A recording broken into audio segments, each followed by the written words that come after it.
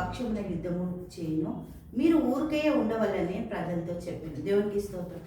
దేవుడు కార్యాలు చేస్తుండు, దేవుడే అద్భుతాలు చేస్తుండు, దేవుడే ఆశ్చర్య కార్యాలు చేస్తుండు.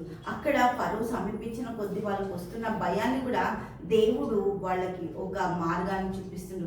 వాళ్ళ జీవితాలలో ఏ విధంగా నడవాలో, సమస్య వచ్చినప్పుడు ఏ విధంగా దేవుని మీద ఆనుకోవాలో అటువంటి పరిస్థితిని వాళ్ళకి నేర్పుతుండు దేవాది దేవుడు. ఇక్కడ దేవునికి మహిమ కలుగును గాక. 11వ వచనం చూద్దాం. అనేది వాళ్ళు ఏమని మోషేని సనుక్కుంటున్నారు. 14వ అధ్యాయం నిర్గమకాండం 11వ వచనం. అంతటా వారు మోషేతో, ఐగుప్తులో సమాధులు లేవని ఈ అరణ్యములో చచ్చుటకు మమ్ములని రప్పించితివా? మమ్ములని ఐగుప్తులో నుండి బయటికి రప్పించి మమ్ముల్ని ఇట్లు చేయనేలా? మా జోలికి రావద్దు, ఐగుప్తుకు దాసులు మగుదుమని ఐగుప్తులో మేము నీతో చెప్పిన మాట ఇదే కదా. మేము ఈ అరణ్యం మందు చచ్చుట కంటే ఐగుప్తులు దాసులగుటయే మేలని చెప్పింది.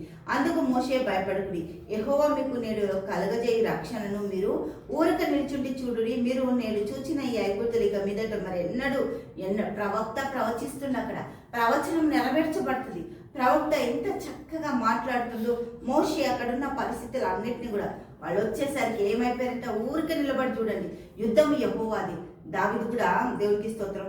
అందుకే మీ పక్షంలో యుద్ధం చేయవాడు యెహోవాయే అని మోషే చెప్తే దావీదు అంటుడు, ఈ యుద్ధము యెహోవాది.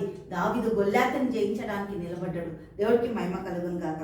ఈ యొక్క ప్రయాణం అంతా జరుగుతుండగా వాళ్ళు చూసినప్పుడు ఆ రాత్రి సముద్రం వైపు చెయ్యెత్తు మోషే అన్నాడట.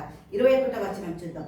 మోషే సముద్రం వైపు తన చేయి చాపగా యెహోవా రాత్రి అంతయు బలమైన తూర్పు గాలి చేత సముద్రంను తొలగించి దాని ఆరిన నేలగా, కొన్ని నీరు పడితేనే మనకి రచ్చ అయిపోతుంది కదా, కాలు జారుతుంది, బురద వచ్చేస్తుంది, మట్టి జామ్ అవుతుంది.